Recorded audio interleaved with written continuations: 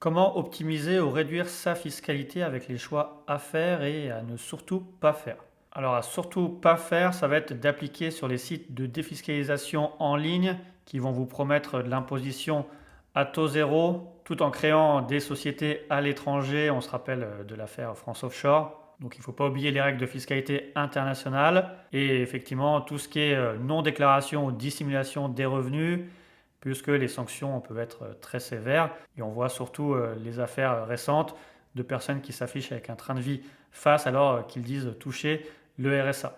Ensuite, à éviter, ça sera optimiser pour tout simplement uniquement optimiser fiscalement, puisque attention à l'abus de droit fiscal, au montage exclusivement fiscaux, au montage non authentique, à la création artificielle de structures sans substance économique qui permettent finalement à l'administration fiscale de remettre en cause tous vos meilleurs montages.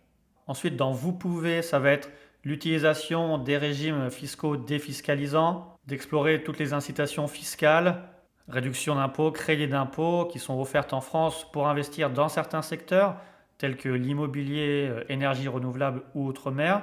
Même si, attention, en matière d'impôt sur le revenu, souvent certains produits vendus en matière de défiscalisation, finalement, vont vous faire payer plus cher ce produit, vont vous faire déjà payer en amont la défiscalisation que vous allez gagner ensuite.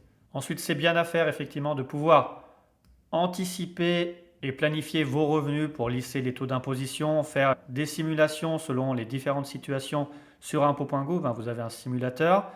Également, pensez à tous les mécanismes légaux d'optimisation qui existent et sur lesquels il suffit d'appliquer au régime pour en bénéficier, notamment pour les entreprises innovantes, tout ce qui est jeune entreprise innovante, crédit d'impôt recherche, le crédit d'impôt innovation ou également ce qui existe pour les régimes impatriés, les zones franches, le régime IP Box avec un taux d'imposition à 10%, la création de holding. Recherchez si c'est mieux d'être à l'impôt sur le revenu ou à l'impôt sur les sociétés. Il y a de quoi faire sans avoir besoin de monter des usines à gaz. Et enfin, indispensable, ça va être de connaître parfaitement la loi fiscale. Et ça va passer soit par vous-même, via des formations en fiscalité ou l'achat de livres spécialisés. Également être à jour de la fiscalité, puisqu'on sait que ça change très vite. On le voit d'ailleurs en ce moment dans le domaine immobilier avec ce qui va peut-être arriver dans le cadre de la loi de finances et la remise en cause des régimes fiscaux incitatifs qui peuvent exister pour ceux qui font de la location Airbnb, notamment au titre des amortissements possibles au régime réel. Ou alors ça va passer par la consultation d'experts en fiscalité, donc un avocat fiscaliste, un expert comptable, votre notaire, qui va vous donner les conseils adaptés à votre situation pour respecter la loi fiscale.